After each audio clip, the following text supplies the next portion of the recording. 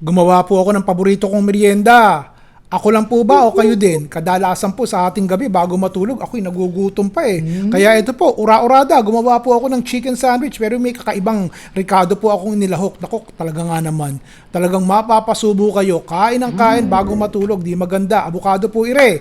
Hiniwa ko ng maliliit. Pagkatapos, nilagyan ko po ng konting lemon zest. Tapos konting lemon juice. Nilagyan ko po ng asin at paminta. Ako lang naman ang kakain, kaya hinimay-hinay ko po itong lechon manok na nabili ko sa Costco. Ayos na po yan. Tsaka sibuyas sa Bombay. Ilang pirasong maliliit na hiwa, maninipis. Tsaka ako po lalagyan ng mayonnaise. Hot sauce po, konting anghang lang. O haluin niyo po. Iyon. O pagkatapos po, ito'y ciabatta bread. Nilagyan ko po ng butter ng kaunti. At ito po ibobroil natin. Konting paminta, konting asin.